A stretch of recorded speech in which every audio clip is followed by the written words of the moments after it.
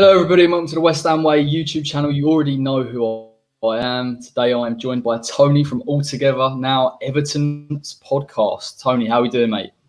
Yeah, very good. Thank you. Yourself, pal? I'm all right, mate. I'm a bit nervous about tomorrow. Obviously, when the fixture list come through and we got your lot away, I was like, oh no, here we go. Especially with the form you've been in.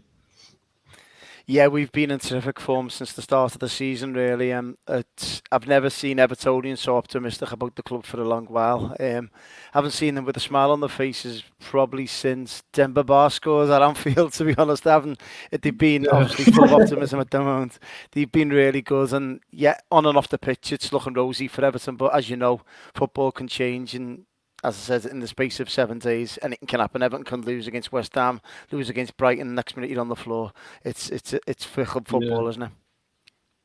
Yeah, mate. Like you're telling me, we just beat Wolves 4-0, and I've done all the previews, and no one I spoke to thought that was going to happen. And yeah, we just looked brilliant. We was organised. All the problems we've had, particularly against Newcastle, just seemed to go away. And especially with Everton this season, it just seems like the whole squad's changed. The performances have upped. You've brought in Alan, Decore, James Rodriguez. I mean, you must be excited, particularly now, knowing that you've got Ancelotti and you've got the right players going forward.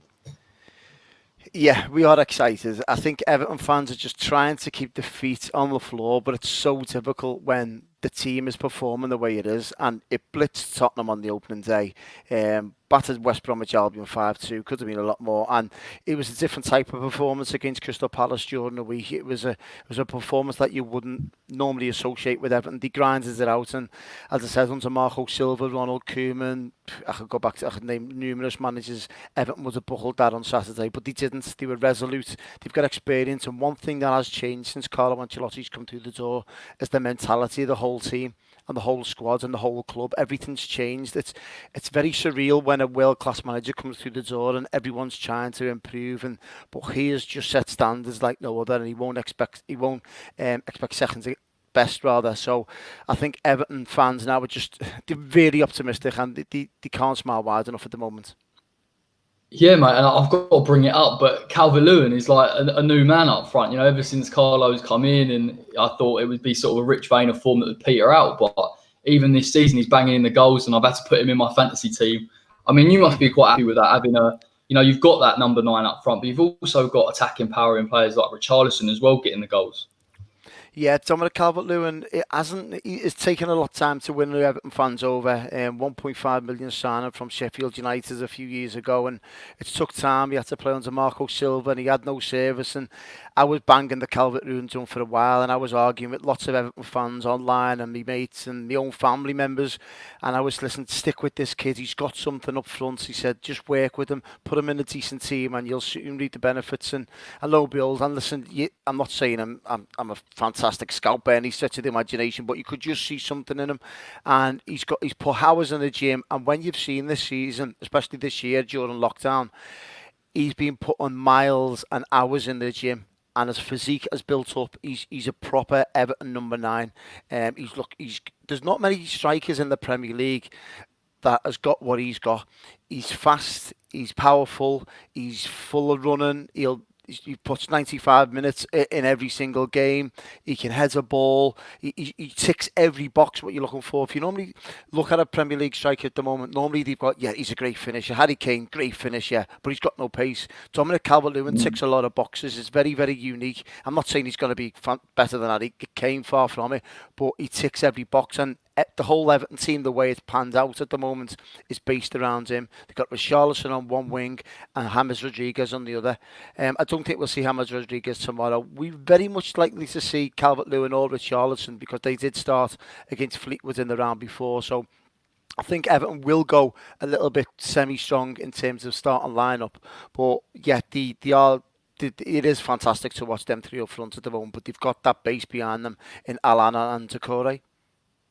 Yeah, I mean, can you tell me about the impact of Alan? Because when I watched him against Tottenham, obviously I was buzzing that you lot beat Tottenham, but it just looked it just changed your midfield. Like when I've sort of seen Everton previously, it was very easy to get through there. There was nothing going on. But he just gives that little bit of discipline, doesn't he, at the back? He protects those 2 centre-backs. he's played at the highest level, hasn't he? Napoli in the Champions League. He's obviously plays at international level as well for Brazil. So yeah, played in Italy for a while, obviously.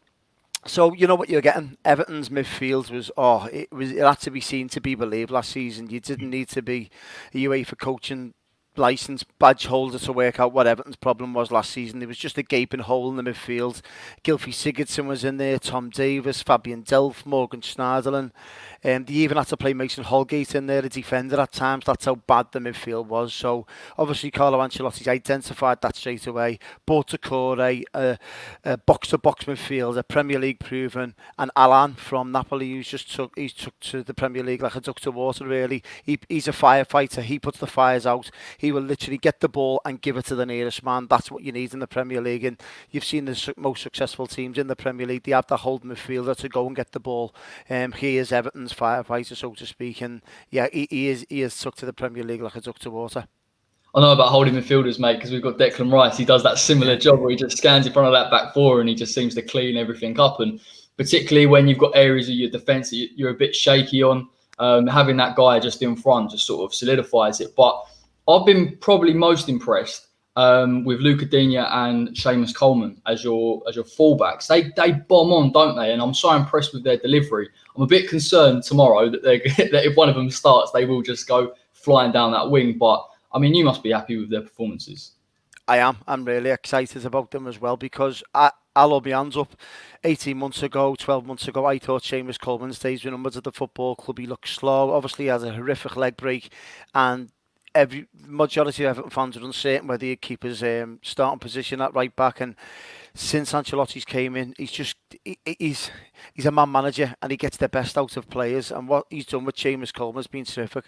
One thing I will say that has helped Seamus Coleman and Luca Digne this season as Alan and Decore, because the fullbacks can bomb on, and Alan and Decore, they will fill them gaps while the fullbacks bomb on.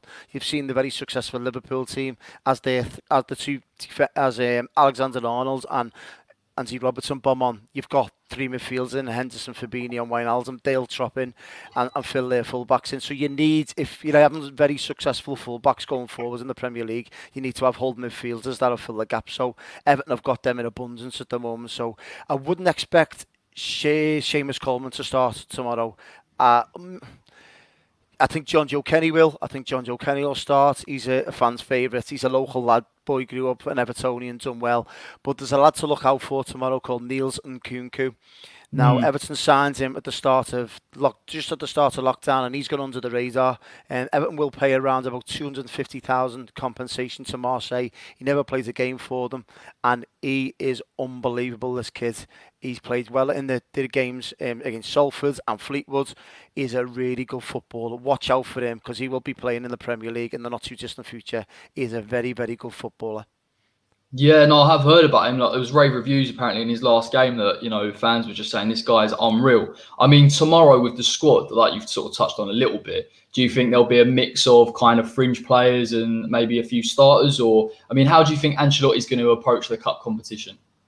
I think you go for it because, especially this season, you know yourself, it's very wide open, and I think the likes of you're not going to see your top six, so to speak, teams in and around the semi-finals and finals this season because they're playing in Europe. The games are coming thick and fast. You see, Tottenham have got like 5 games in 10 days. Liverpool very similar. City, so them teams probably won't be going gung-ho, so to speak, at this cup. Where the likes of Everton, Wolves, Leicester, West Ham, they should be targeting this because it's their realistic chance of A, getting in Europe, and B, getting some silverware, much needed silverware, because you know yourself, West Ham, Everton, these teams have gone so far, so long without silverware. So it's a fantastic opportunity because I can't see the likes of your big top six, so to speak, going for it. So I think it's a great opportunity. So having said all that, I think Carlo Ancelotti will go a little bit stronger than what he did in the previous rounds against Fleetwood. It was a little bit of a mix.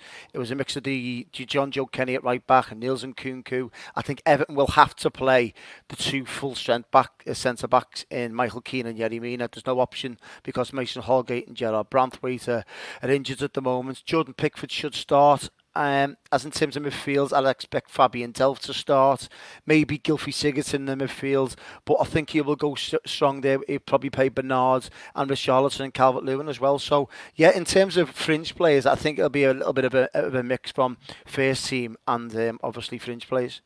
Yeah, I was concerned about this, mate, because I actually did the preview for it, and I thought, oh, Everton are going to play a strong side, particularly now they're coming up against West Ham. And normally I would say West Ham would do the same, but actually, I think we're going to persist with the side that we've put out in the bar, and it's weird for us as fans because our second string side has got Yarmolenko, Anderson, Lanzini, Allaire, so it's still dangerous. And you can watch West Ham in the Premier League against Wolves, different system, different style of play.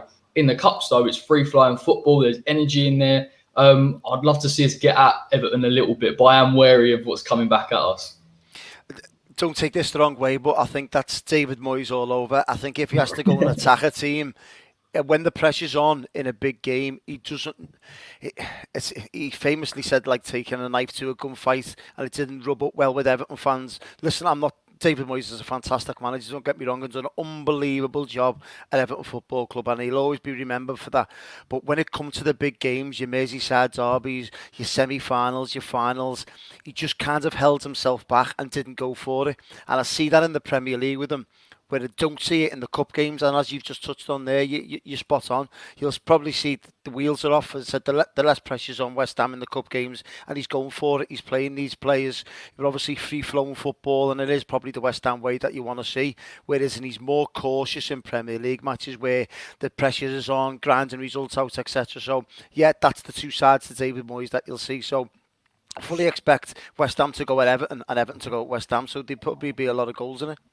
I'm gutted to hear that, mate, because I just thought it was Moyes Moyes just kind of went, that's the cup, forget about it. But if that's a typical Moyes trait, we've got loads to look forward to. But yeah, I mean, it's gonna be an interesting one tomorrow. It really is. I think West Ham will probably persist with the side. I think you'll see Jack Wilshere holding midfield, maybe with a Robert Snodgrass as well. So it's kind of a second string side, but like I've said, West Ham in the cup going for games. I've seen you lot when you bomb forward, there are spaces in behind, and now it's kind of been a little bit negated because you've got the likes of Decore, you just, it's got an engine on him, we'll get back. But I'm hoping we're just a little bit more positive, and I'm hoping we just go for it because we haven't got anything to lose. I don't think we're going to go for the cup this season, to be fair. So it'd be nice to get a good win.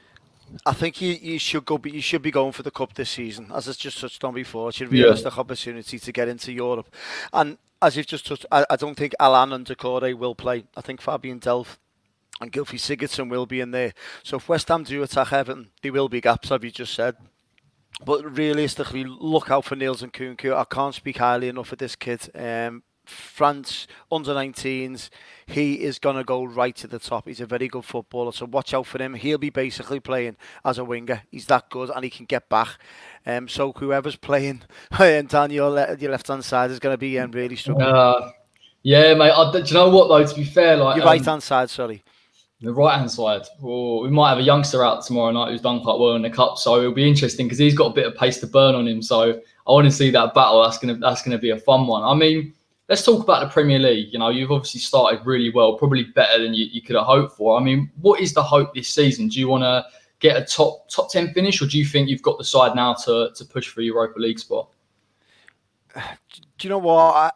It's very. I know it is a footballing cliche, but we're just taking one game as it comes, and before you know it, you could end up with like 30 points just after Christmas, and the next minute you're looking on, going, hang on, let's see where we are in the league. You could probably ask Leicester fans exactly the same. You've got 9 points straight away, and Everton play Brighton on Saturday, and obviously there's an international break, and then it's the Merseyside derby. So we're looking at it and thinking, if you can beat Brighton, which I think Brighton's our toughest game of the season so far. I really like the look of Brighton. I think they're unfortunate in the games that they've played against Man United and Chelsea.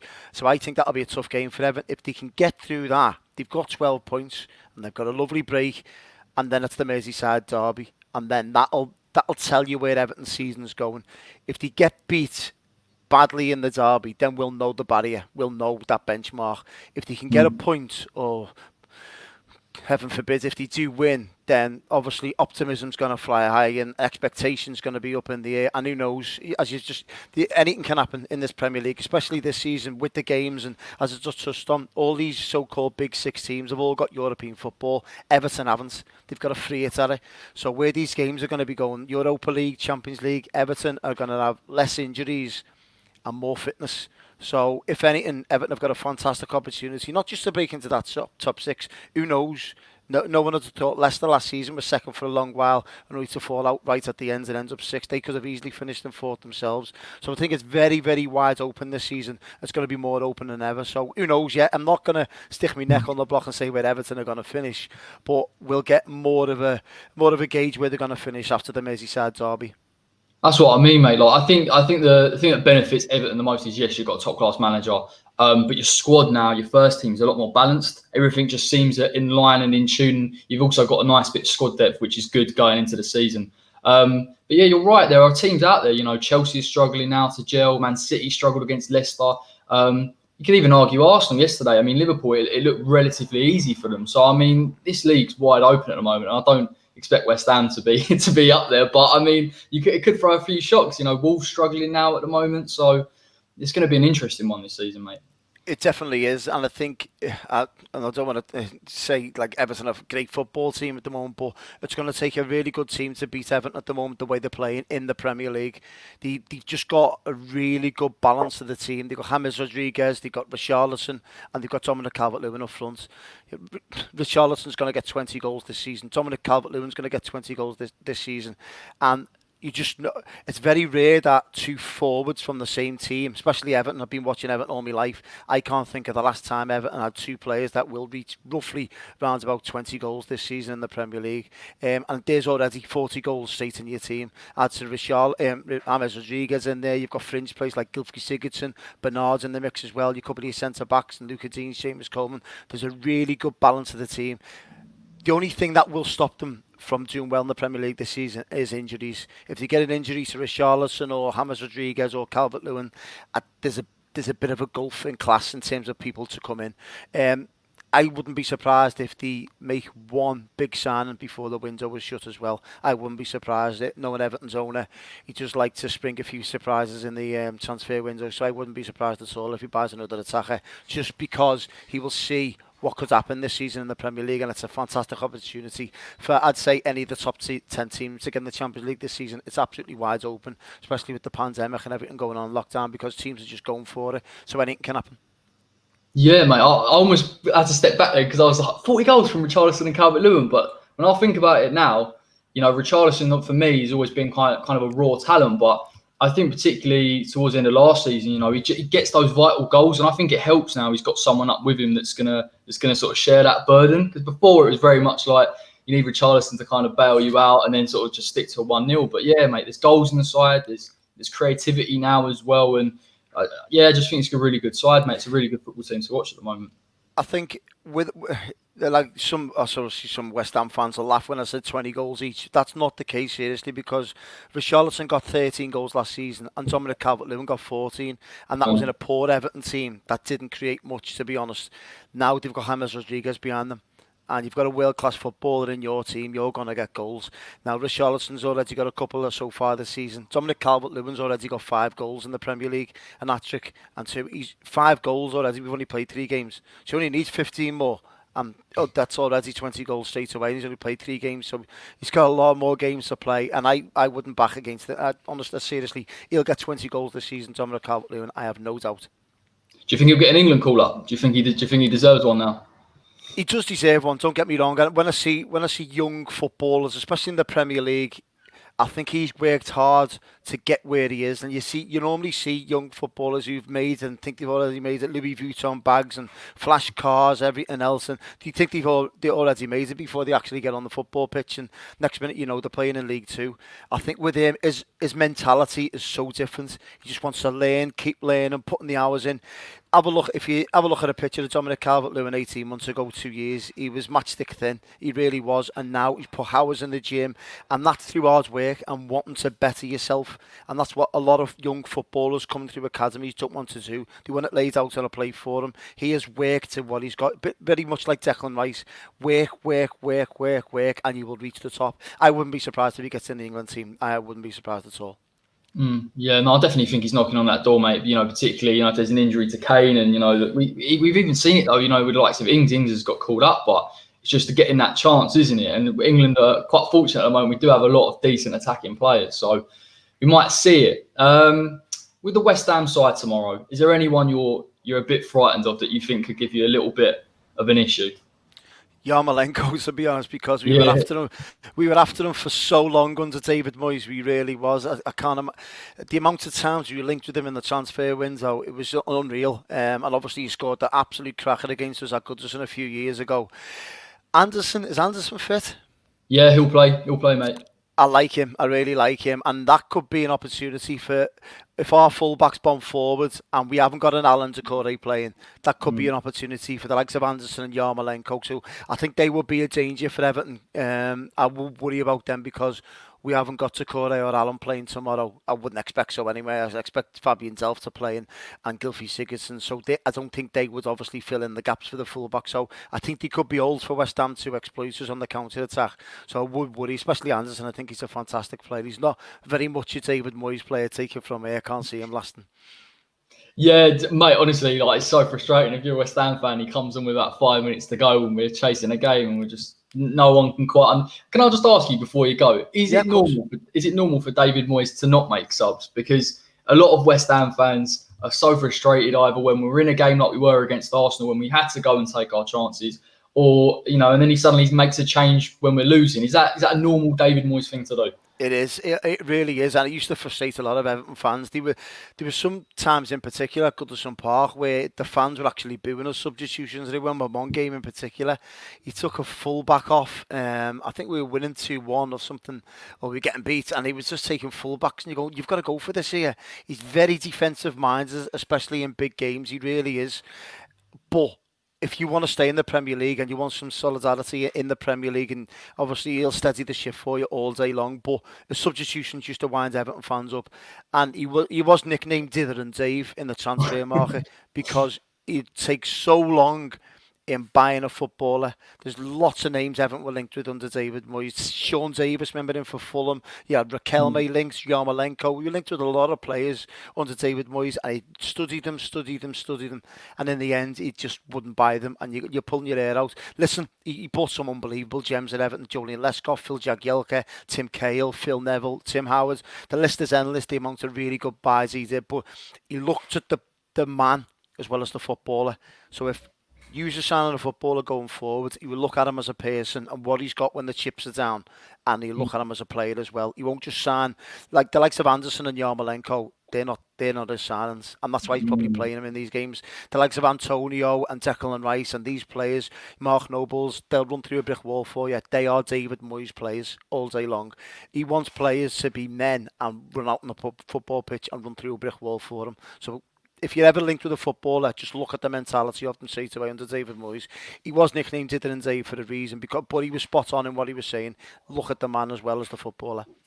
Yeah, I think we've got a little bit of that. I'm not sure if these were his signings because it could have been, I think the decision might have already been made, but with Jared Bowen and Thomas Soucek, their work rate is phenomenal. The talent's good as well, don't get me wrong, but it gave West Ham that other element. And even when he come in the first time, mate, and he had Arnautovic up front, and Arnie would just run, and that was his player. So, I mean, and he does like to have that mix, doesn't he? He does like to have a creative player. I think with you, he had like the Stephen Pienaar or maybe a Leon Osman just pushing up. With us, it was Lanzini for a while. But at the moment, it's very functional. It's very defensive. It's sort of, let's just not concede first and then we'll go from there. But it will work in the majority of teams, and especially in the Premier League this season. You've got, and no disrespect to the majority of the teams in the Premier League, but you've got some poor teams, haven't you? You've got the likes of Fulham and West Brom, and so honestly, and he'll do well against them teams. But when you're playing against the big teams in big games, he will be very, very defensive minded going forward. And as I said, that Gerard Bowen, he's right up his street, a workaholic up front. He reminds me of Stephen Naismith at Everton. He's that type of player that Everton had at the time, and He's a David Moyes footballer, and as I said, if you're ever linked with a footballer with a West Ham, just look at what he is as a person as well as a footballer, because that's when you'll know he's a David Moyes signing. It's a sound advice, mate, because we're linked with so many players at the moment that we haven't got. So particularly with I think it's less than a week now to the end of the window, we're going to have to keep that in mind. But listen, Tony, mate, absolute pleasure having you on. Thanks for previewing the game with me. Fingers crossed we win. You fill me with a bit of confidence that you're going to put a mixed side out rather than a full strength one. But yeah, best of luck tomorrow, mate, and good luck for the rest of the season. Oh, and you, mate, take it easy. Good luck. Cheers, fella. Thank you very much. And to all of you, take care.